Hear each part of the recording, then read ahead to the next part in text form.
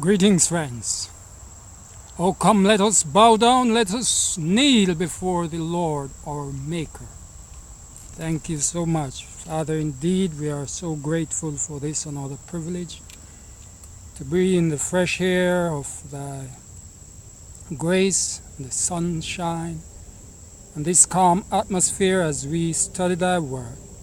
May Thou bless everyone that is representing a family watching or listening at this time. We pray that Thou will bless Thy words to every heart. In Jesus' name, amen. Okay, friends, welcome again to this One Word Advent Ministry. This is where we break down one word at a time as we see how end-time prophecy relates to our lives. It's very important, and I'm sure happy to have you, that you could have been elsewhere, but you have shared your time with us, and we are truly appreciative of that. Thank you very much. And please, as you do your individual study, please share, as these are crucial times that we are living in, and it's important that those who have studied and are blessed with to be living and to be blessed with the truth for this time, the understanding of the truth for this time, will share it. Please share these videos as you go along, because we're only doing one word at a time, and I'm sure you agree that that's a good thing. One word, break it down as we break down the end time prophecies. Thank you again for being there. The word today is war. War. W-A-R. Know that's a familiar word with you, a familiar word to you, and of course war is all around. Let's quickly go to some scriptures. But before I do that, there are a couple of questions, or a few questions that I would like to put up front here. The first one is, will there be World War III before the second coming of our Lord Jesus Christ?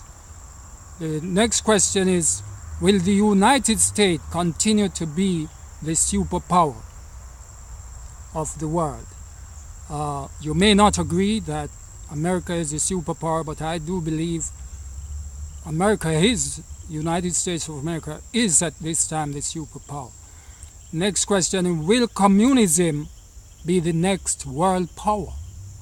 I know a lot of people are scared about that. Will communism, or communist-like nation, meaning the extreme Muslims, those who are extreme, be the superpower of the world next?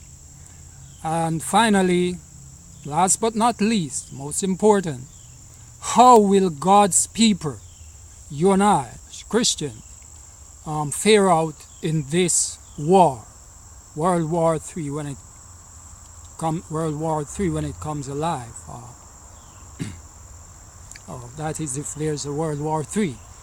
All right, let's go to some scripture quickly, as is our custom to do. We only go according to scriptures. If God said it, that settles it, whether we believe it or not. Joel chapter 3, 9 to 14. I will not read all these scriptures because of the time slot that we have, but you make sure you write these down as usual and read them. Joel 3, 9. Proclaim ye this among the Gentiles, prepare war. Wake up the mighty men.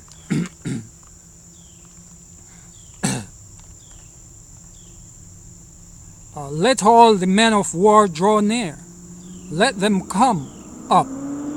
Beat your plowshares into sword and your pruning hooks into spears. Let the weak say, I am strong.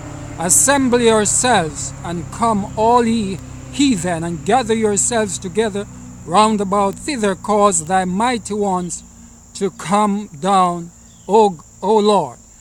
You look at this text, you will see that it is it is going to seriously affect our economic situation, because it is saying here that the plowshares, the farmers, are going to turn their farming tools into weapons of war.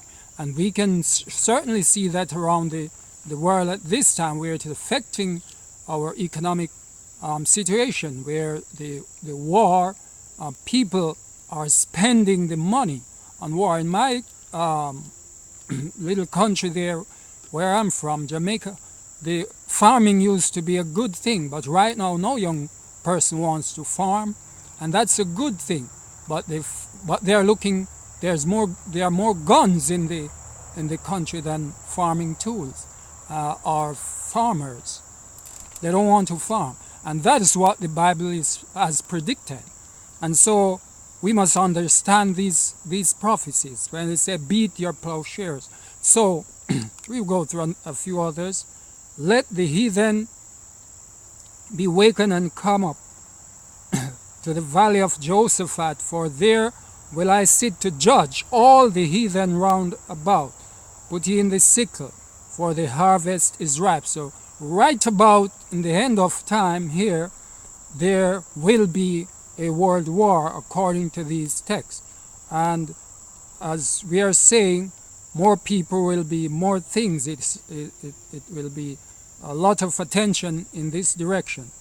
Multitudes in the valley of decisions, for the day of the Lord is near in the valley of decision. The day of the Lord is near. So right about now, in the time of the end that we are living in, is certainly predicting, my friends, that there will be war. And watch this. This war will be concentrated in the Middle East for many reasons more than one. And I'm going to show you that as we go through this study. Zechariah 14 and verse 1. Write that down. Behold, the day of the Lord cometh, and thy spoils shall be divided in the midst of thee. For I will gather all nations against Jerusalem to battle. And the city shall be taken, and the houses rifled, the women ravished, and so on and so forth. Write that down and read it in your spare time for yourself. Mark chapter 13 and verse 7.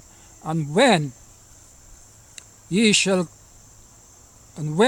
hear of wars and rumors of wars, there's a horse fly around here. You see, I'm in my backyard here, so don't worry. We have them under control, as I told you. When we shall hear of rumors of wars, be ye not troubled, for such things must need be, but the end shall not be yet.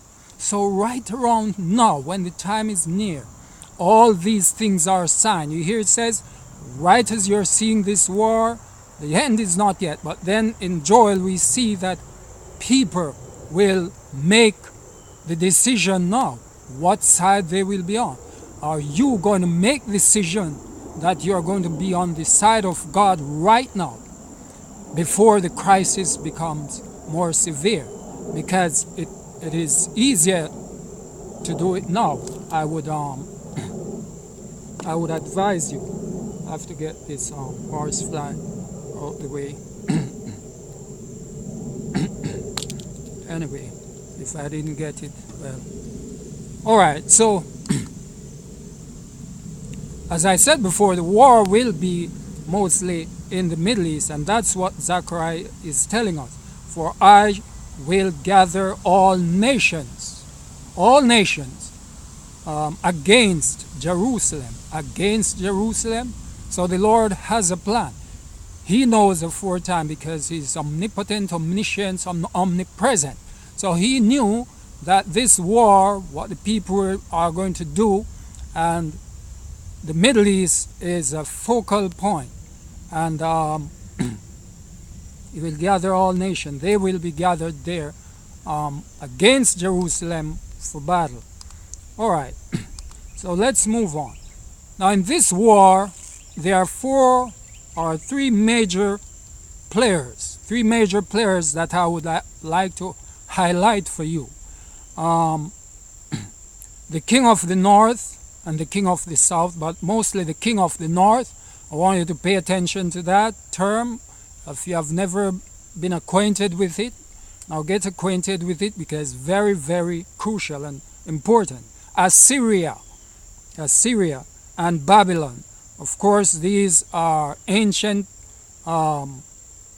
kingdoms, ancient superpowers, but they have their counterpart as modern Assyria, modern Babylon. I'm sure you're familiar with that. Revelation talks a lot about Mystery Babylon, the mother of harlots, and I've dealt a little with that in one of my videos. So, but I will look at that, and of course, as I'm going through one word at a time, I certainly will promise you that I'll break these words down one word at a time for you. Okay, so king of the north, find that in Daniel, Assyria and Babylon. I want to just say at this point too, that all these terminologies that you're hearing, they cover in our modern world, as you're hearing, Egypt, Syria, Israel, United States of America, and all these factors that are players in the war, are in world crisis, and those who are trying to make peace, those who are trying to be constantly warmongers, or what we call it, terrorists, those who are constantly planning to kill and to destroy the way of life of countries. We know that is the situation now. Some are trying to kill, some are trying to stop the killing. And that's what the war is about. Preventing the way of life and keeping the way of life of different countries. So these take on these names. These Assyria would be transitioned into, or these modern names, modern Assyria would take on these names that you have out there, because these titles are transferred from the olden time based on where they are and what they are doing. Okay, let's move on, since our time is moving away from us.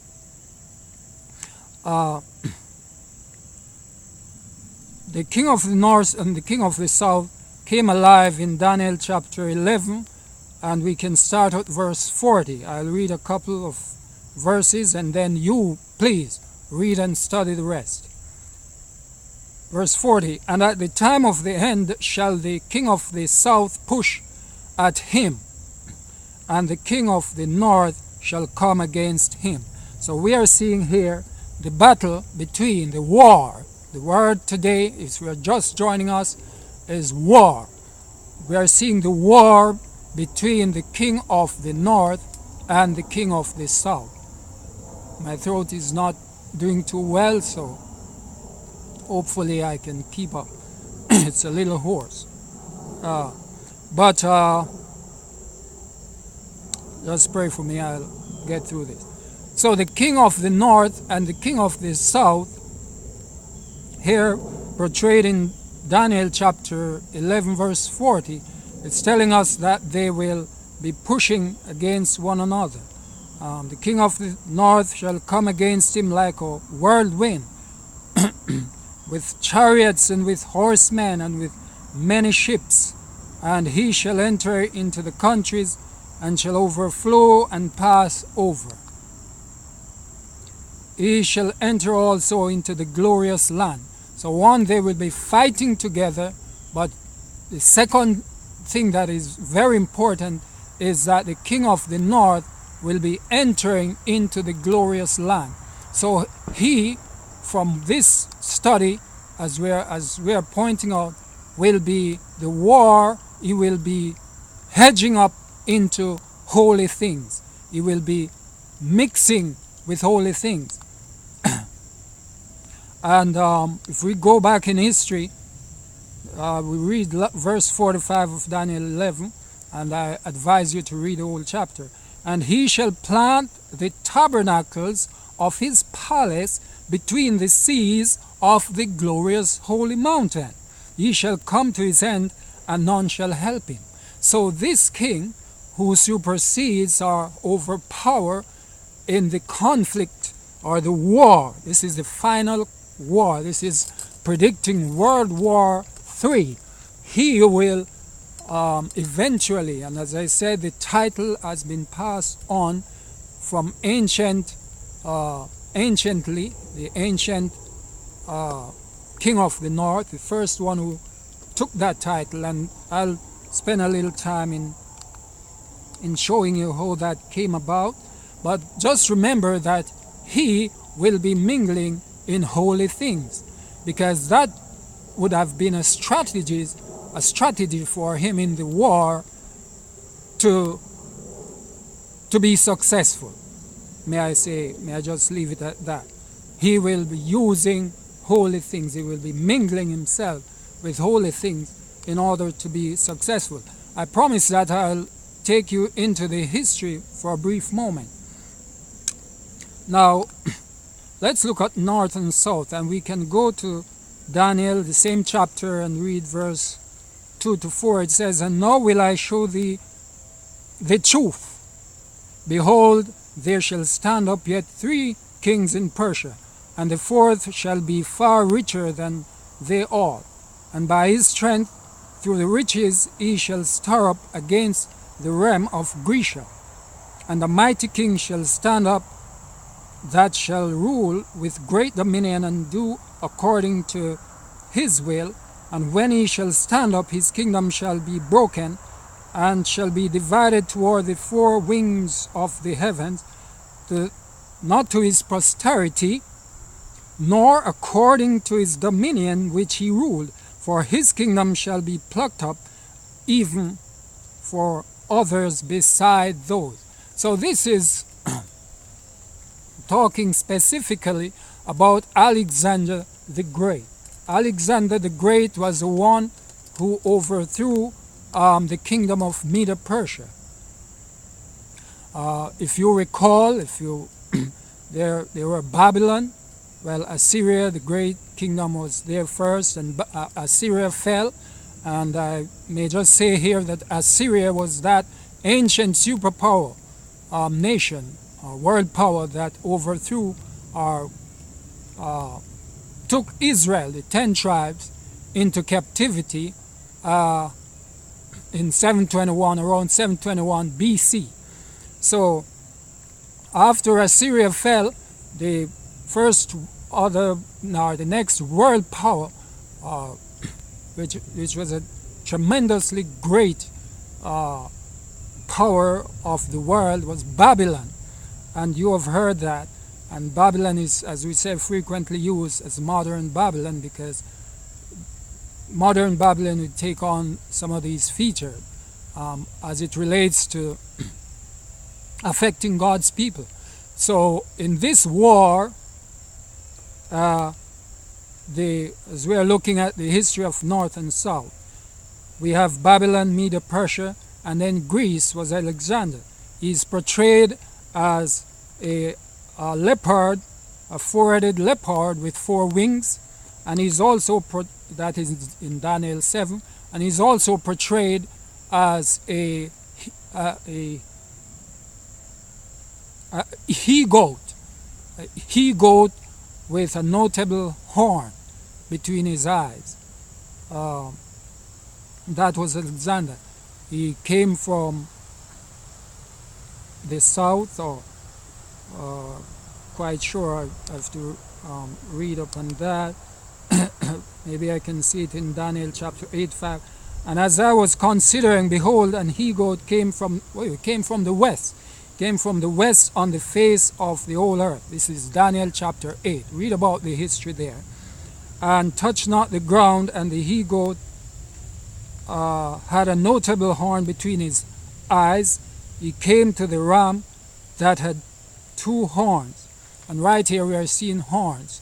Horns, 2 horns, and the ram, signifying the the civil authority or the civil power, and the he-goat with the notable horn. These horns right here are signifying this secular civil power, government, secular government power. Very important to note that, because that's going to come alive as we go on in the prophecy. So read that and you will see the history of the he-goat. So he, of course, died very early and he had no heir to his throne, and as a result four of his generals, that was Ptolemy, Lysimachus, Seleucus, and Cassandra. Those were the names of the four generals, and of course they ruled in different sections of the nation.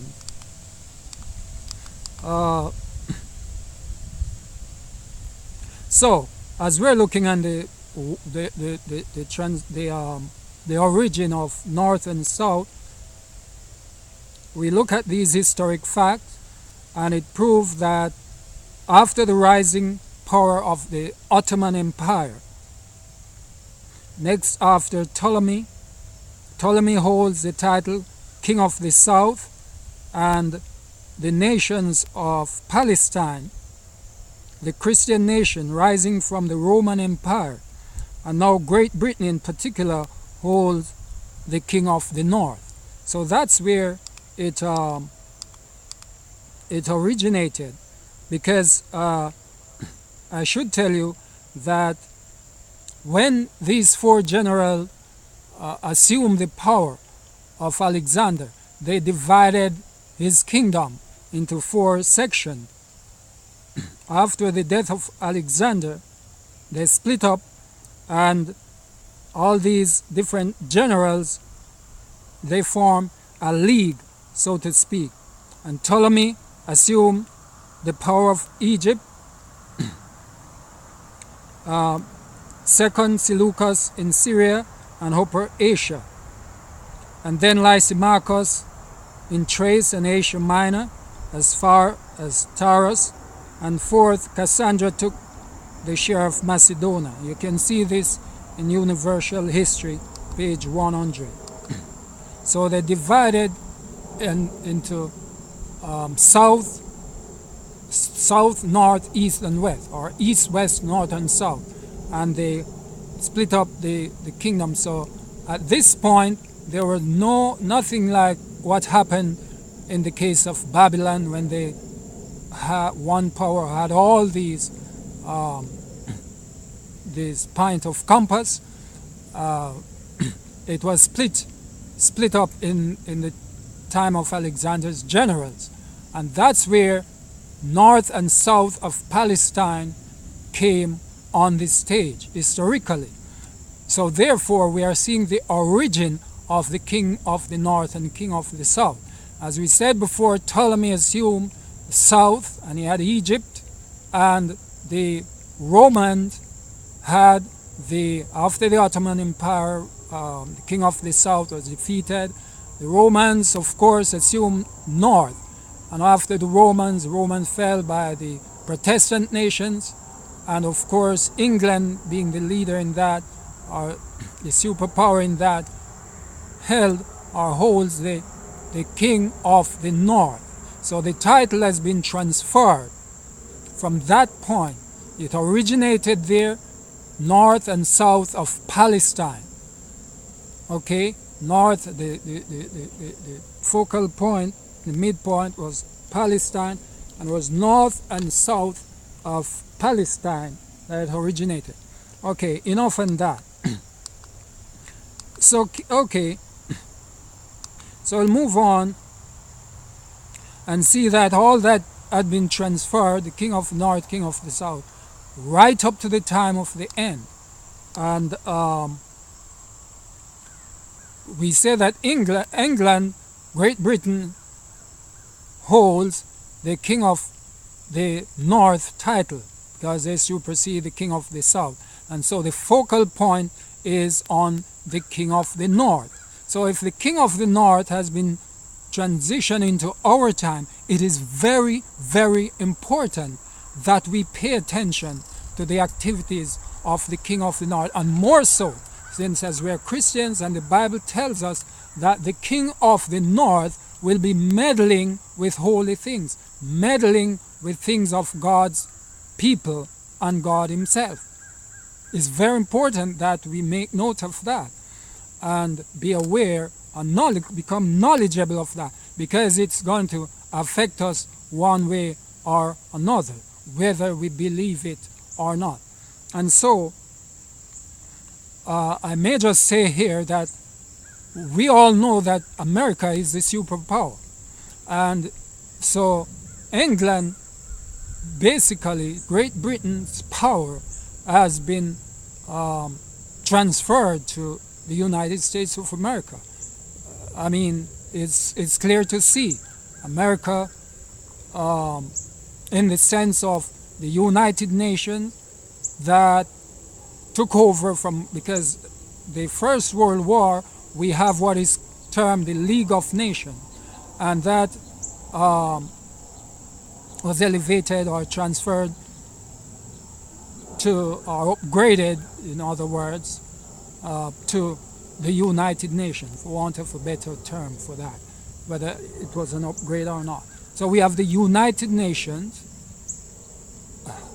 and the head of the United Nations is the United States of America. All right? And so that's where the power is today. And so we have to conclude that the King of the North title has been transferred to the United States of America. All right, enough for that King of the North. So you know where it has originated and you know where it is today. The other term that we want to take maybe a couple minutes on, because since I'm going to deal with these words one word at a time for you, and myself, because I'm teaching myself as I break these words down. So let's all learn together. Assyria, of course, is an old nation. Assyria was involved in breaking a confederacy. That confederacy, you can read about it in Isaiah chapter 7. Isaiah chapter 7. The king of Israel went up toward Jerusalem to war against it, but could not prevail against it. So what happens there, and you will see in this story, I don't have the time to read it, but read through Isaiah 7, and you will see where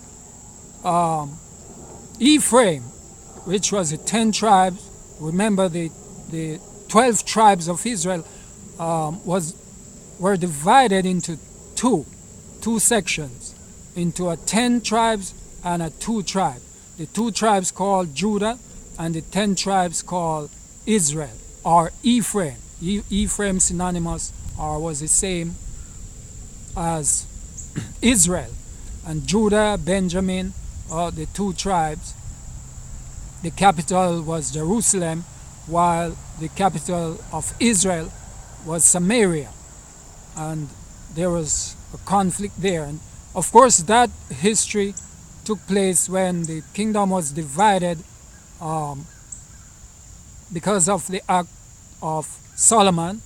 It was divided, not in his days anyway, it was divided in his son's days, Rehoboam. And of course, 2 tribes were allowed to be held by Rehoboam, and the 10 tribes were given to the servant. And so that was the situation with that. So there were these were church people, these were God's people, Israel and Judah, the 12 tribes. Okay, but Israel was confederating. If you see it in this story, if you are the great Bible prophet Isaiah, read that and study. We're confederating with an heathen nation or secular power, secular government, Syria. Israel confederate with Syria to war against Judah. And so God told them that it will not happen, and God gave him a sign and said, okay, you read about the sign in verse 14. Therefore the Lord himself shall give you a sign. Behold, a virgin shall conceive and bear a son, and shall call his name Emmanuel. Butter and honey shall he eat, that he may know to refuse the evil and choose the good. So here again is Assyria, the origin of Assyria, another big player in this war that we are talking about. Again, the one word we are breaking down in prophecy is war. But we have to go all these ways because this is how the war will play out. And if you don't understand it, in the time to make decision, you're going to make the wrong decision because you don't know what to do. Okay, so what has happened is that God and confederacy will play a key part, a key role in the decision making of God's people, whether they will take part in joining with a secular nation in order to fight a war. And so that was what happened then, and God told him, look for a sign. The fact that God gave this particular sign, it shows that it brings into play here what we refer to as a time discrepancy, a time factor that we have to deal. And any time we're dealing with a prophecy, note this, any time we're dealing with a prophecy, there's a time factor in it that we must understand. We must understand if it is related to the time of the end. If it is the time of the end, there are always clues. It will say the time of the end, or it will have some phrase or some term to show that it did not fulfill in the time of the past, or it was not talking about the time of the past per se, but it's talking about the time of the end. And this particular prophecy is in this same manner, because it says a virgin shall bear a child. Who is this virgin? Mary, who bore Christ. Christ was the son, and he was to. Now note this, he wasn't born then, so this wasn't the sign to show that confederacy was going to take place in the past. It was a sign to show that a confederacy would be taking place after Christ was born. Okay? Cool. So we find a time factor there, time discrepancy. The prophecy moves us on. Remember, if you are willing to learn, then you will understand the parables that God used, because you were to understand, because you believe. So stick with me now. If it were a sign for the confederacy and Christ was born centuries after, we have to look for the sign after. But it says that before, butter and honey shall he eat, and that he may be able to refuse the evil and choose the good.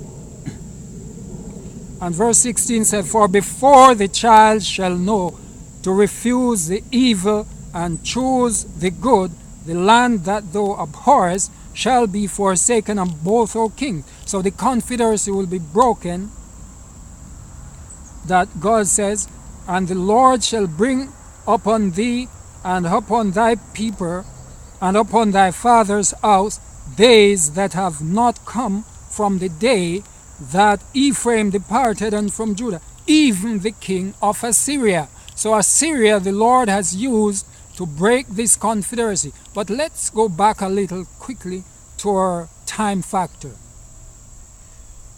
When Christ was born, before he was able to refuse evil and choose good, is a part of the sign. It meant that after Christ has done his ministry, then the confederacy would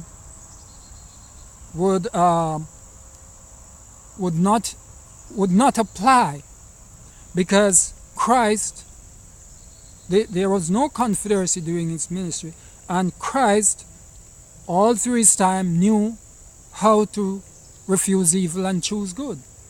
And of course, let's just get to the point.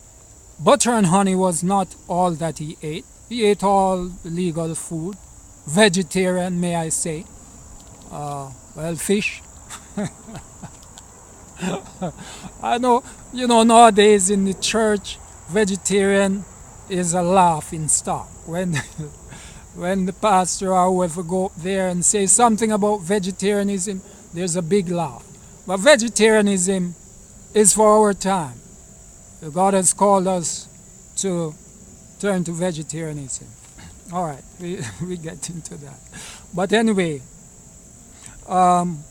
so the point is that the Confederacy was to take place after Christ was born, but because these factors are playing in, to refuse evil and choose good, and Emmanuel, it means that these are symbolical too, because the Emmanuel means God with us, and so it was referring to his people before they were able to be born, understand truth, and be mature enough to refuse evil and choose good.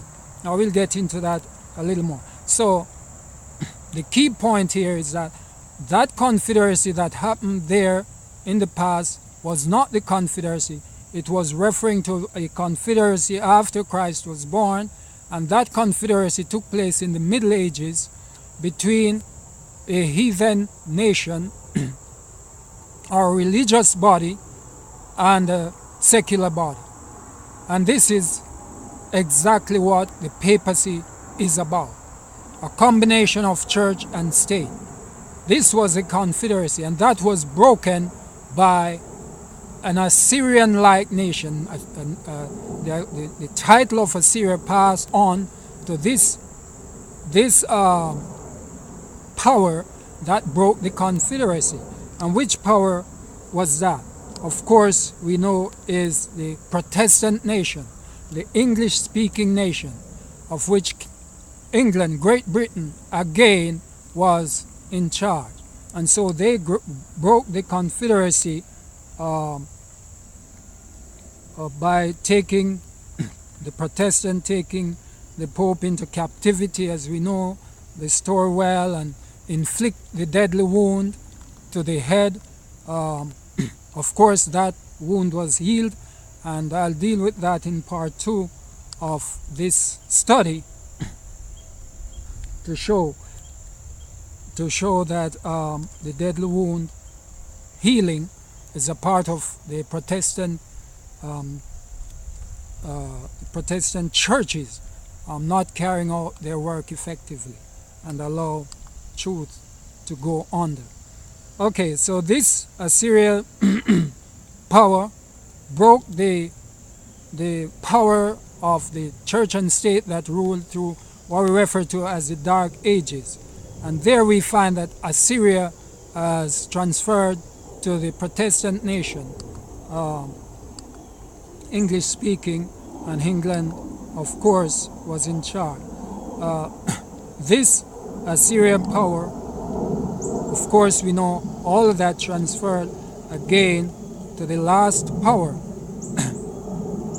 that we have. Word to the Little Flock talks about the last power that will be defeated, and that power is referred to as Revelation 13 beast, which we will go there right quickly. Again, our time is running away from us. The nations are uniting for war at this time. And that is why, as we said before, we have the League of Nations, we have the United Nations. And so, let us just look at what is happening.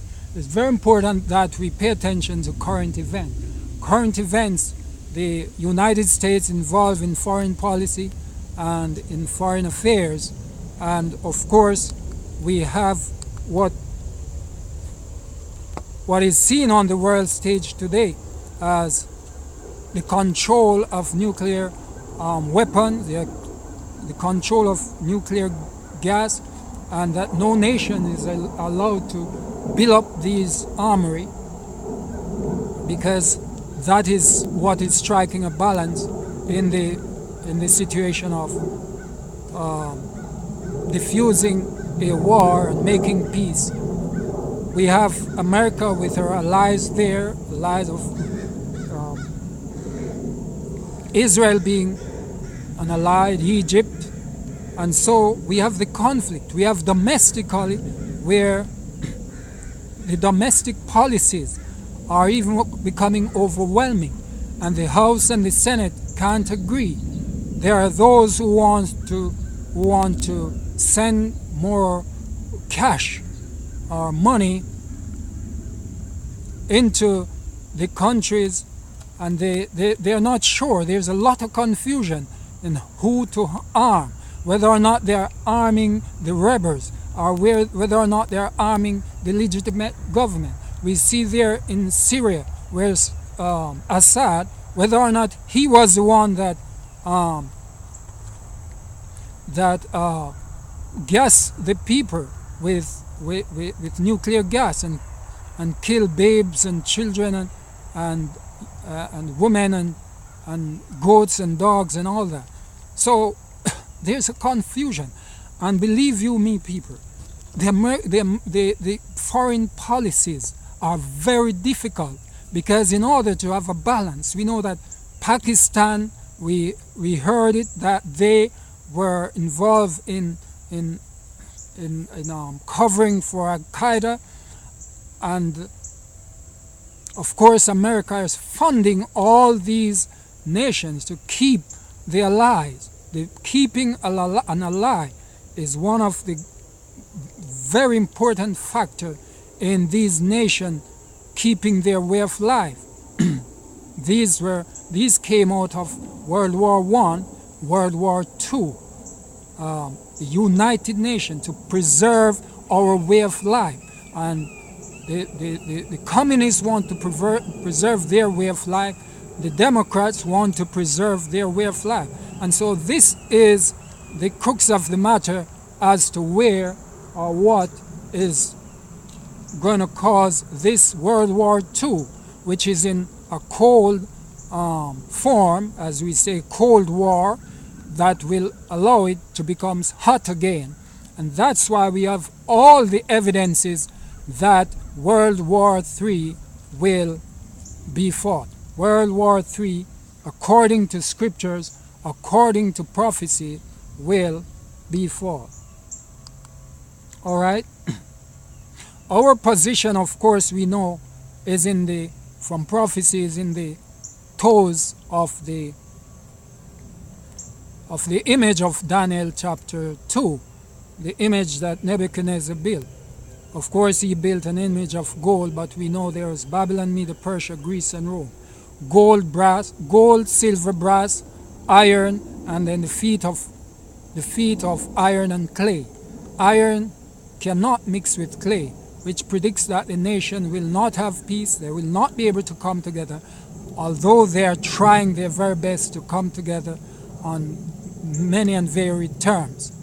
So we are looking at that, and all those play into the situation today. So to answer the question, will the United States of America remain the superpower? Yes, and I'm going to yes and no, and I'm going to show you that. Will communism be the next world power? I could say no and yes, but let me answer that quickly. In Daniel 11:45, it tells us clearly that he shall come to his end and none shall help him. That's the king of the north. For in Isaiah 30 verse 31, it tells us, for through the voice of the Lord shall the Assyria be beaten down, which smote with the rod. And in the second part of this study, I'll show you, because this thing is going out of work in terms of my time. Well, America, in terms of her fall, it will be a similar thing as the fall of pagan Rome. What happened in the situation of pagan Rome? Pagan Rome becomes papal Rome. Pagan Rome switched strategies and befriend Christian and become a church and state. America is seen in Revelation chapter 13. Read that for yourself. 11 to the first section to verse 10 deals with the leopard-like beast, but verse 11 to 18 deals with the two-horned beast. The two-horned beast, of course, represent America. And of course, America will be involved in making the image of the beast, which will bring about a church and state. So in this war, America will realize that all the policies and the confusion that we have talked about, nothing is working domestically or otherwise. Foreign policies, nothing is working. And so she will be going down and down as God has predicted. But she will change the strategy and she will make an image. She will, as it says, that being lamb-like, she will speak as a dragon. The constitution will be severely adjusted. Laws will be repealed and whatnot. So there will be no freedom of religion, because this will be the setting up of a woman, a church. And this brings us to Revelation 17, where she, America, will be the chief player in setting up the scarlet colored, the woman, Mystery Babylon, the mother of harlots. So she will now be in control. You notice she, read Revelation 17, she will be riding the beast. That means she will be in charge of the government, secular government. She will be in charge of the church, because if you notice, the beast of 10 horns, and it has 7 heads, 7 heads, of course, and heads in prophecy represent religious power, while horns represent civil authorities. And so we saw that. And the beasts, of course, represent the world at that period of time. Scarlet means be sinful. God's people, however, will be under God's protection. So the fact of the matter is that this is how the war will play out, because this will be the setting up of Babylon, the mark of the beast system, where God's people will have to be calling, more so, calling the people out of Babylon. But anyway, since this is talking about war, these are the strategies, and we're just going to ask you to study these for yourself. And any question you have, inbox me or just tweet me, sending whatever comment or questions or oppositions that you have, and let us deal with these words one word at a time. War. This is how World War III will play out. And the next question that I didn't touch is whether or not how will God's people fare out in this war? This is One Word Advent Ministry. Thank you for being there. It has been a pleasure. God richly bless you.